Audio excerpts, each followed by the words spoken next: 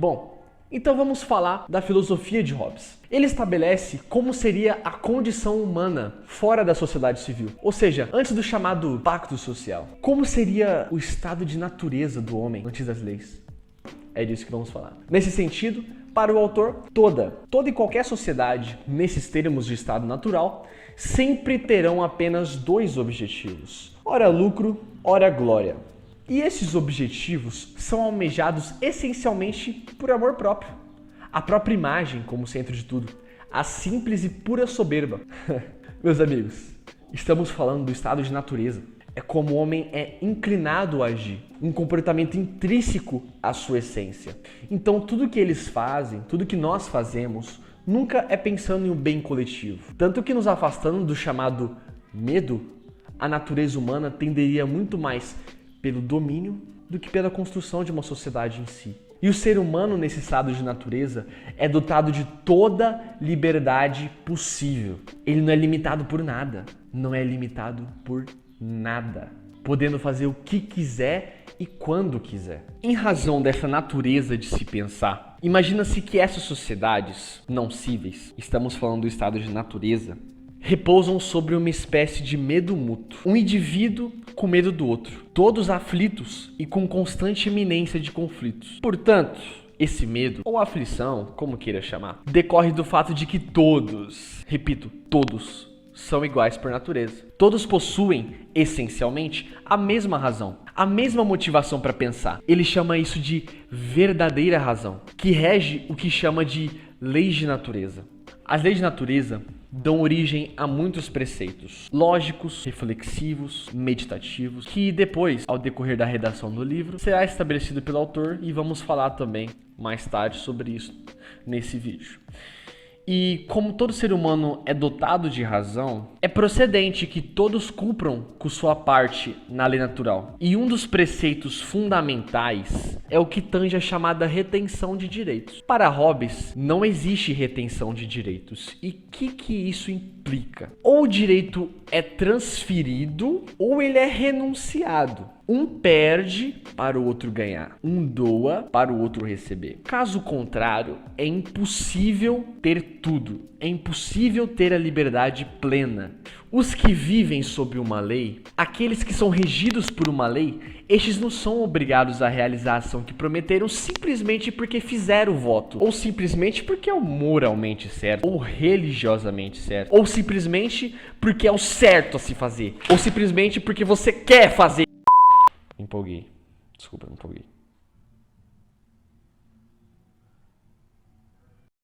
Enfim, eles não são obrigados por essas questões. Eles são obrigados por lei, pela lei a qual estão sujeitos. É pela lei a qual estão sujeitos a pegar e cumprir com a sua parte do acordo, do contrato, do pacto. O autor, durante a redação, faz meditações de seus argumentos lógicos e filosóficos postos por meio do exercício da razão e, simultaneamente, por meio do exercício das Sagradas Escrituras. O autor tenta comprovar cada um de seus preceitos e conceitos por meio de trechos da Bíblia. Você vai ver isso ao longo do livro, tá? Você vai ver ao longo do livro que ele faz bastante mesmo isso, tá? Podemos concluir que necessitamos de um aparato exterior, porque abandonados às nossas próprias forças, não passamos de corpos encurvados e almas amarradas por Satanás, com constantes impulsões que nos puxam para o comportamento essencialmente ruim contido na conduta humana. Em razão dessa natureza de se pensar, deve-se atribuir a um único homem ou conselho todo o poder, sem submissão a nenhuma lei ou a nenhum outro poder, sendo esse poder o supremo. O que urge desse sujeito muitas características, sendo a principal delas, a virtude, né? Já que tudo que será feito ou cometido por este comando estará salvo de punição, porque ele é a autoridade máxima. Ou seja, o rei não pode errar. Não se pode ir contra o Estado. O rei não erra. E não está submetido a nenhuma outra lei. Nem a lei natural, nem lei nenhuma.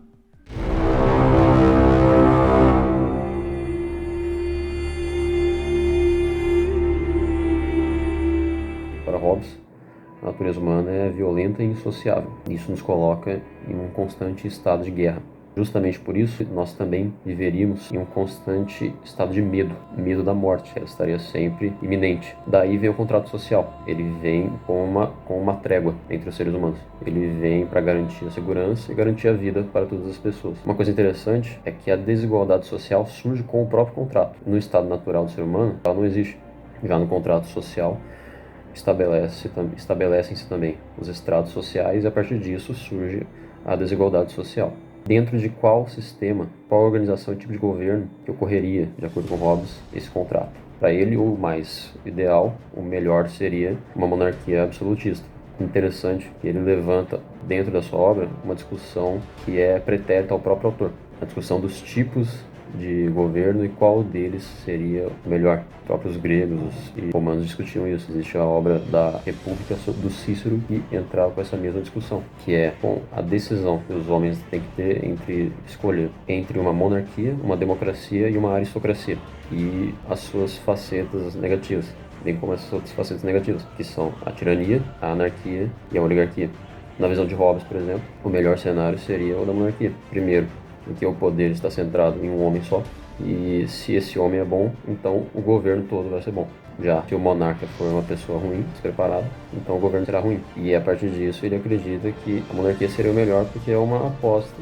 E a partir disso ele acredita que essa monarquia seria a melhor, porque, diferente das outras, ou você tem uma certeza de que você terá uma geração próspera, ou um momento de crise.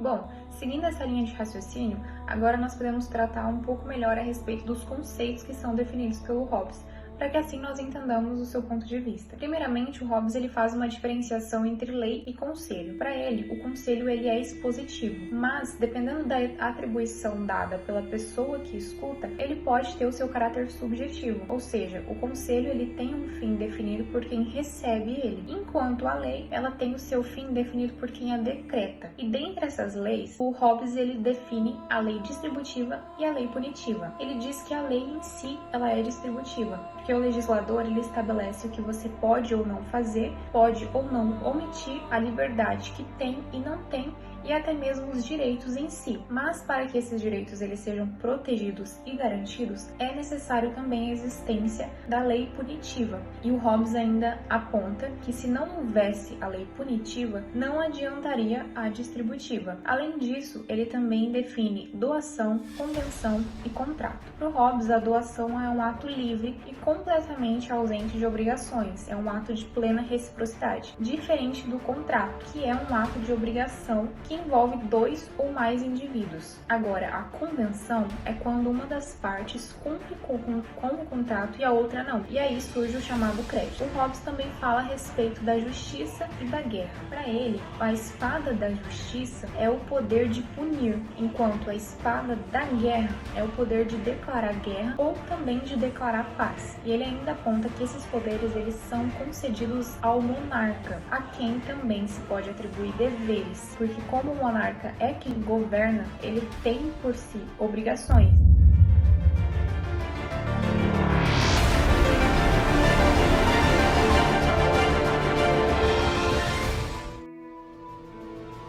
Elaborar e revogar leis, determinar guerra e paz, julgar as controvérsias, nomear todos os magistrados, ministros e conselheiros, garantir a segurança de seu povo, garantir a vida agradável,